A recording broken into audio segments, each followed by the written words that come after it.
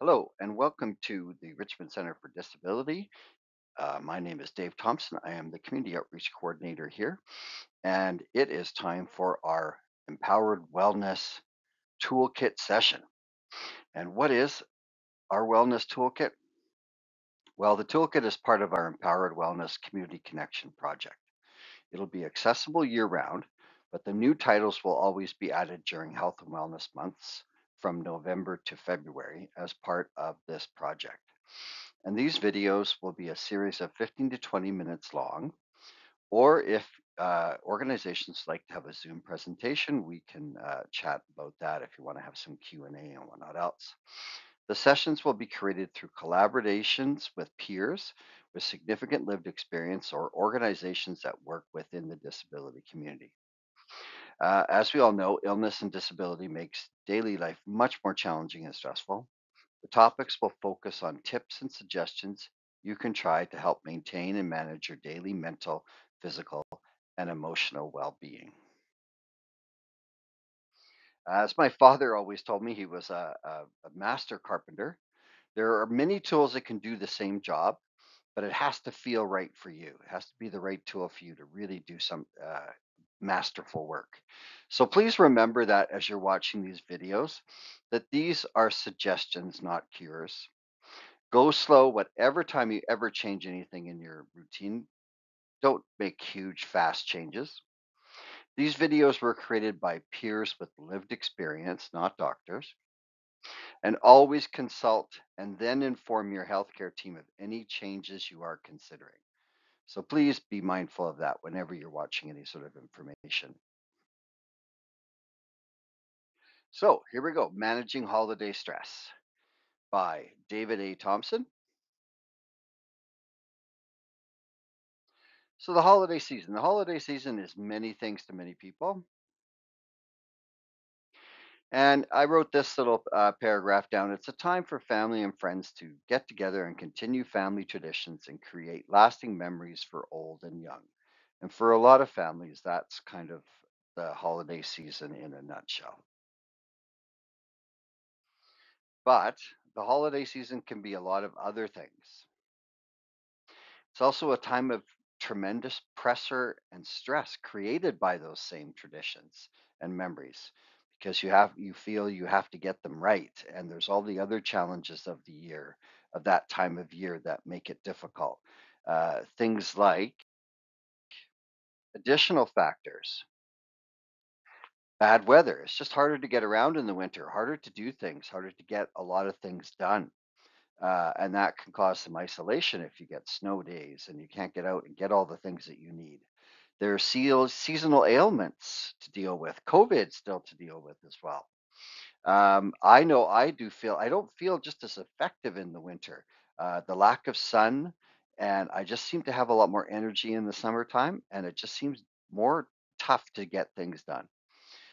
Always there's interpersonal conflicts with family sometimes, and there's that stuff coming up if you only see a certain relative once a year. And another note is a lot of times there's stresses about daily life because a lot of times governments, if they're going to increase taxes or cut things or things like that, a lot of times they wait until the start of a year. So a lot of times you'll be like, oh, it's as of January 1st, I have to do this, and it's a new change. So sometimes that causes stress as well.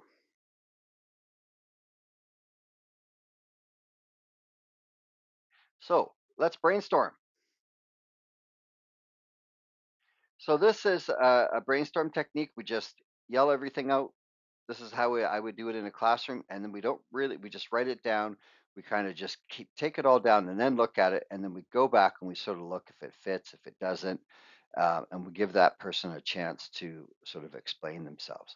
For this situation, we won't do it. If this is a Zoom situation, then we will take the suggestions in the chat. So this sad little puppy seems a little stressed out. What causes your holiday stress? So I'll just give you a second to think about that. And maybe you've never written it down. Maybe you've never really thought about it. What gives me the stress around now? And then I'm going to pop up a screen of the vital responses. And what I mean by vital responses is that there's no right or wrong answer. It's just these are the things that I think should be covered or we should at least mention. So, vital responses. A lot of times, the stress around this time of year is finances, is one. Where's all the money going to come from? Everything, especially right now, food is costing so much. So there's family and friends issues. There's people traveling. Where are they going to stay? Scheduling. There's so many things going on. You're pulled in 400 different directions. Actual shopping. All the crowds. You can see the traffic starts to increase on the weekends, and it starts to get harder to get around to places. You get constant obligations. Can I do this? Can I not? Oh, I got something else that day. A lot of times, unfortunately, we overindulge with a lot of things, eating, drinking. And of course, there's still the health issues to keep aware of. And for many people, there's a lot of sometimes bad memories connected to the season, and sometimes it's hard because you remember them all at this time of year. So those I know there's lots more, and everyone probably has different ones. But those are the sort of ones that cover the general scale. So what can we do? So this is the big question. What can we do? Well, it may be better to break it down. I always suggest people when they ask me about huge sort of, if you can't really tackle it the first couple times you try it, maybe cut it into pieces, and maybe it just makes it a little bit easier to address if you just okay. I'm going to do part of it, and then maybe this gets me going. So let's break this down. Most of the stressors and triggers involved with these issues I've separated into three smaller categories. So you've got your personal, so the things that happen to you, the way you feel, you've physically maybe, you've got your emotional, and you've got your societal and interpersonal. So we're going to make three different lists. So there's our shocking little brain again. So we're going to brainstorm this, and as you can see, our dog is getting feeling a little bit better because he's maybe taking care of his issues. How should we manage your stress during the holiday season? So, from a personal standpoint, think about that for a second.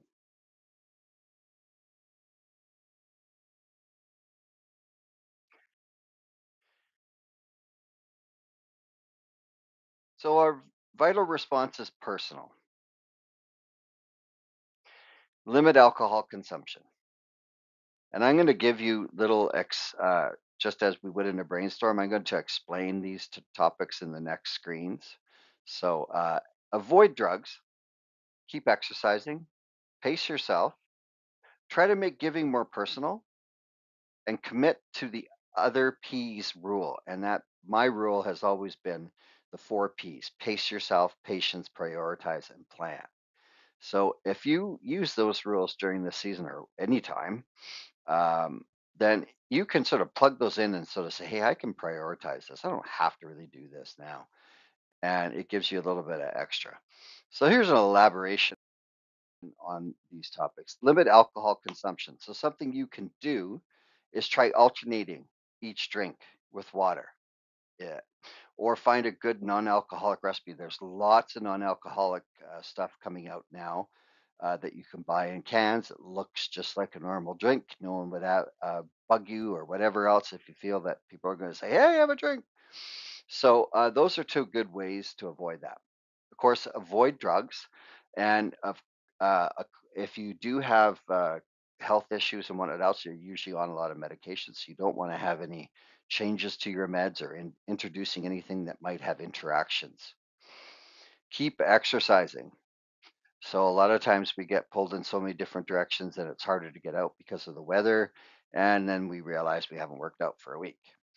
If guests complain that you're in the gym during their visit, suggest a group activity. So maybe there's an indoor paintball or a yoga class or something you can do, and you can still get your exercise in that way. Pace yourself. So be sure to practice your self care. Don't leave that out of it and say, oh, I'll deal with that when they leave or whatnot else. It's really important.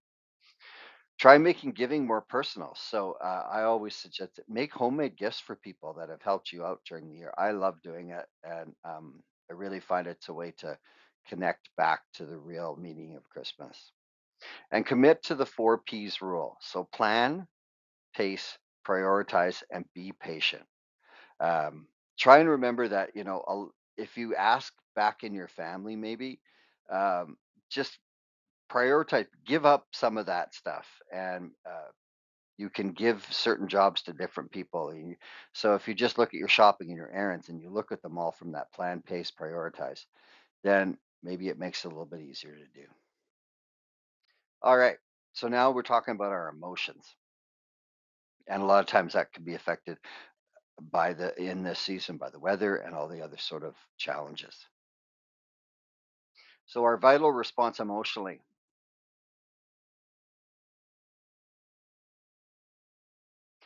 So volunteer or give your time is a good way to make yourself feel better.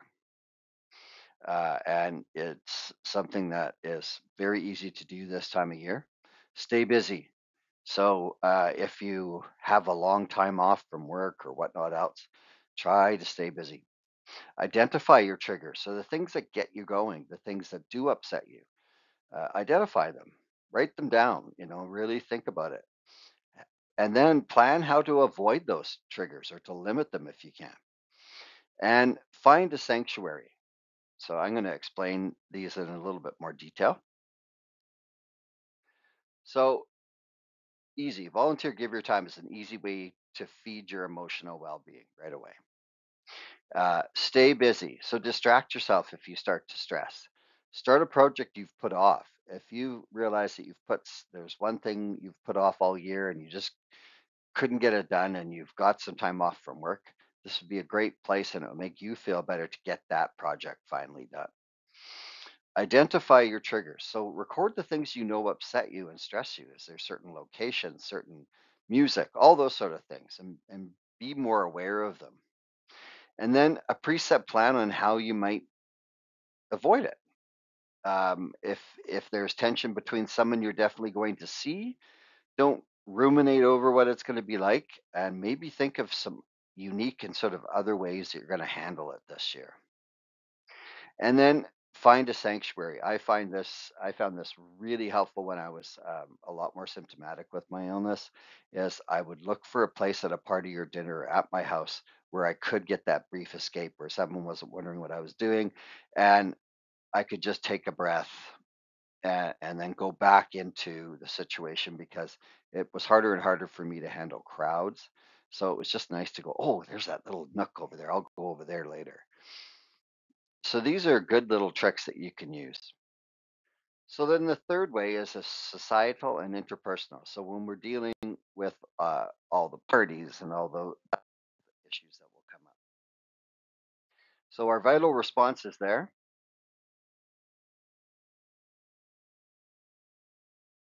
So get into the spirit on your terms. Give yourself a budget. Think about the little guy. Delegate and divide to conquer.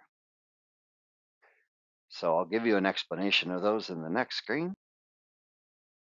So get into the spirit on your terms is maybe take a craft class before Christmas or do something that, try to shop at Christmas markets instead, or just think about it a little bit. Go, this year I'm going to try to not be as commercial or whatnot else.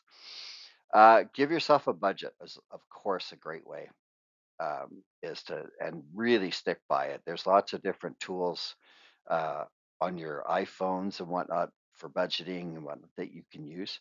Try watching your spending. Try reminding yourself of something special you might be able to do with that money.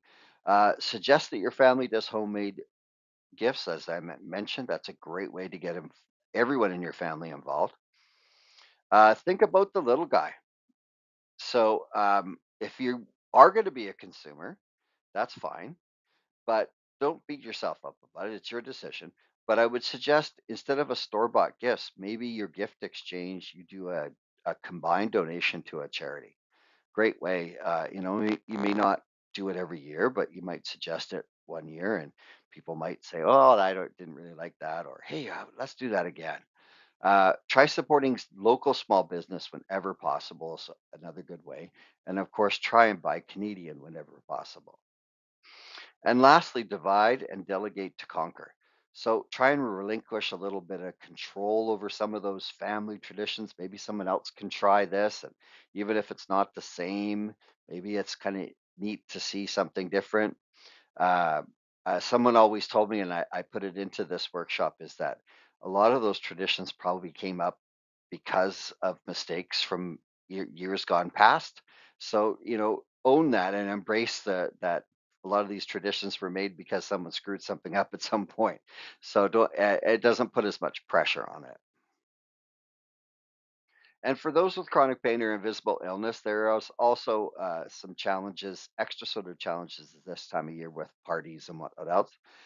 You can get very stressed out about what people say if, depending on the where you are in your illness. So it's definitely not a time to really start researching and a lot of new cures and things like that.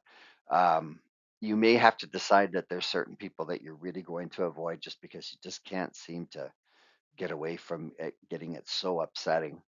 Decide on polite yet vague responses was really vital for me so that I didn't want to be the rain cloud in the party all the time. I didn't want to be the party pooper and everyone was listening. But I couldn't get away when people would ask because then someone would jump in and goes, "Oh, my uncle has this and whatnot else." And a lot of times I had things said to me like those three statements at the bottom. It's like, "Oh, you don't look sick." Well, if I was you, I'd try everything. And so you've got to try to find more if you can just think ahead of time, because a lot of times you'd be like, gee, I wish I said this, right? So it's a process. So here's some resources that you can use. I'll leave that up for a little bit for people to take a look at it or copy the screen. Some phone apps, Bootify or Calm. I suggest Calm is great because they have really simple anxiety and sort of stressful things. You can look at a circle that goes open and close, sort of bigger and smaller, and it controls your breathing. Anxiety BC has some great tools as well for that, as well as Pain BC. And there's a couple of support lines there as well, some interesting things to use. So please remember one of my favorite strategies: laughter, laughter, laughter. It's like a windshield wiper. It doesn't stop the rain, but it always allows us to keep going. So thank you for your time. If you would like to contribute a video for the toolkit, please feel free to contact me, Dave Thompson, Community Outreach Coordinator, Dave at rcdrichmond.org. And our phone number is 604-232-2404. Thank you very much. Enjoy the winter season. And I hope you enjoy this video and the ones that will be coming up throughout the months of November, December, January, and February. Thanks a lot. Bye bye.